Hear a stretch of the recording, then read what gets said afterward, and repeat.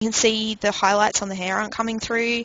That looks pretty awful. The chains. And there's a little bit of haloing. There is going on haloing as well. Yeah, there's haloing on things going on. But at this stage, because the reality of it is that I may not this image may not eventuate. Like, that's just, my way of working, is that I'll start working on something and then, and because for this sort of work anyway, my clients don't often choose to do this, so I get to choose the image.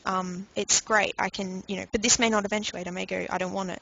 So I don't do my stuff so, precise at this stage. And also before, if I am doing this for a client, which does happen, but then, when they see this, I haven't gone to all of this epic amounts of work to create like these perfect channels. It's like these perfect cutouts.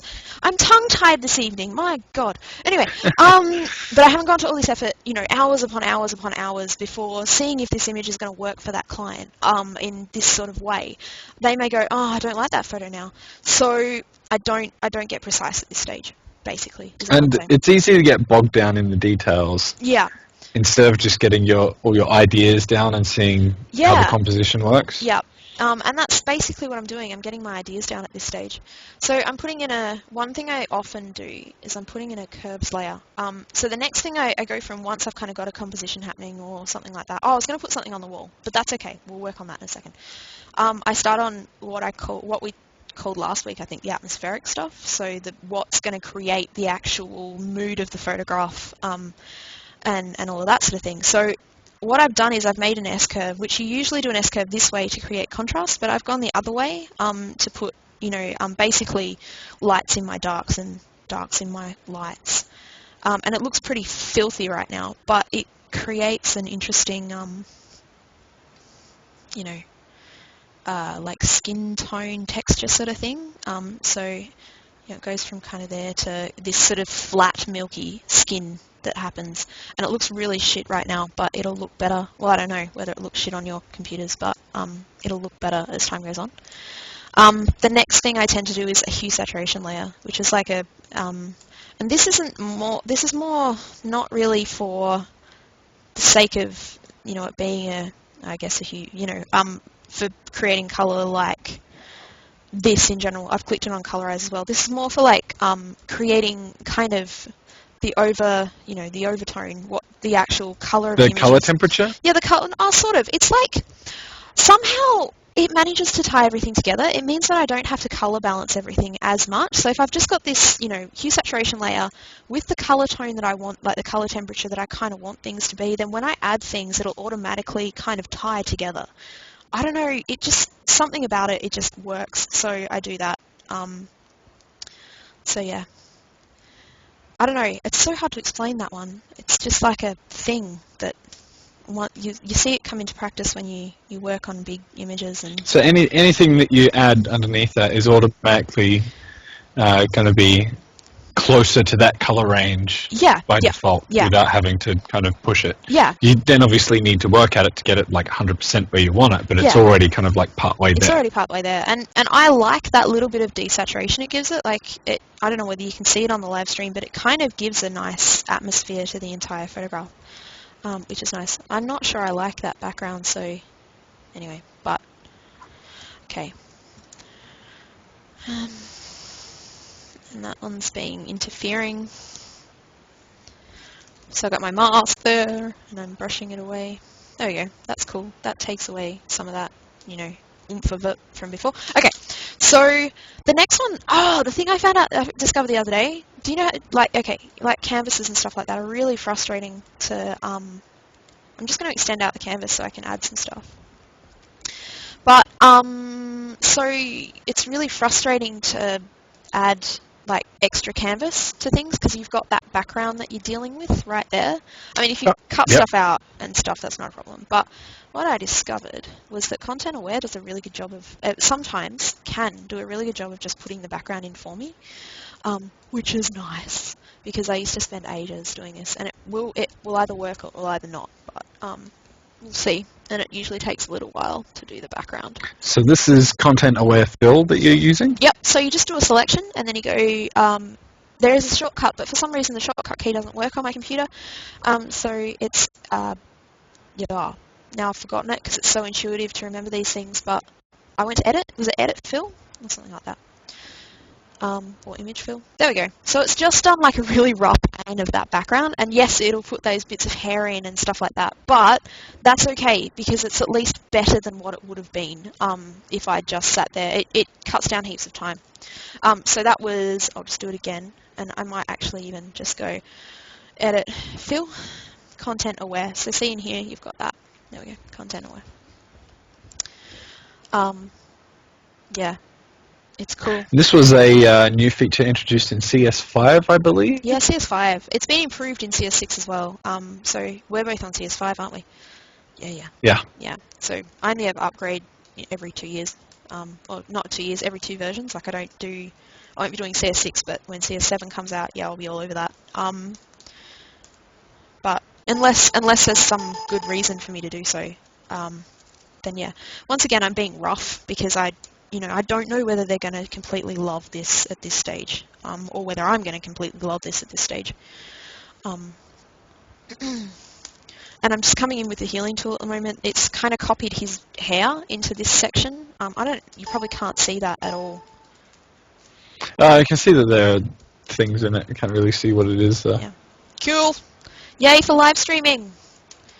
My computer well, not my computer, my internet's slow. So we have to watch this horrible live stream that's not completely great. I'm sorry, guys. I tried to complain to my internet provider. They didn't do a lot about it. It was really annoying. Oh, they did, but yeah, I won't tell you who they are.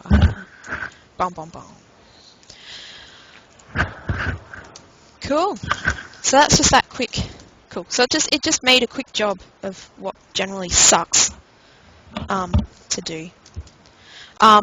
Cool, and now at the moment this layer here is interfering and creating a line, so I'm just going to actually redo that by pressing, I did the wrong one. It's that layer that's creating the problem. There we go.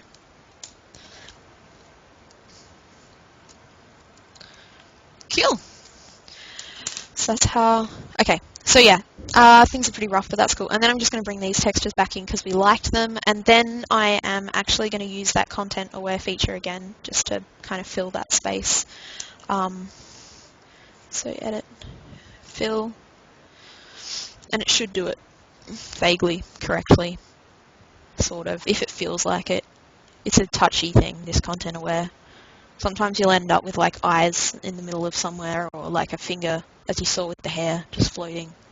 It's essentially what it does is it looks at the rest of the image and it tries to guess what should be there. Yeah. And it's computer guessing. Not always very smart. No, it can be a bit dumb at times, but it's done a reasonably good job there. Like, come on. Yeah. I mean, that gives you like an awesome place to start off with. You and really have to fix that one seam at the top there. So I'm actually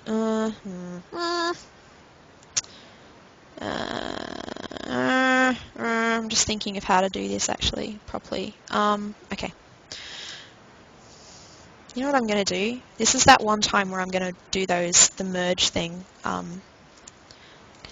Okay, so I'm going to right click. I was actually thinking about that before. Yeah, it just works so much better. Okay, my J tool. So essentially we just merged those 2 texture layers onto the same layer. Yeah, I had 2 of them. The reason was well, there wasn't really a reason. I was extending the texture out at the beginning. So there we go. Sweet like chocolate. Okay.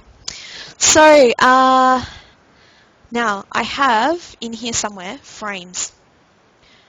Actually, what else can I put there? There's roses. No, we don't want. Oh, maybe I could put a rose in his hands. I could be that girl. That could work. Being that girl. Any questions or something? Cool. So Matt's telling me we need to wrap up soon, and I think that's a good idea. Yeah. Yeah, I think this actually might be a good place to leave it. Yeah. So... Cool. Alrighty. So I'll leave it there, and I might save this and carry on with this next week and stuff. So there we go. I'm going to save, hitting Control S on my keyboard, and that brings this evening to a close. Okay, so we're going to stick around on the chat for a little while, so if there's any other questions that you think of in the next, like, I don't know, half an hour or something, I'll still be around on the chat, so feel free to ask. And I'll actually jump in the chat. If you want to follow us on Twitch TV, you will get sent an email when we start broadcasting, so you'll be told when we go live. That I think you need to create an account for, and then there is a button somewhere which I can't see. Yeah. A follow button or something on Twitch TV. Sweet. You can also, if you are unable to watch live, we will be uploading the videos to YouTube and then putting them on our blog, which is at PhotoshopAdventures.com.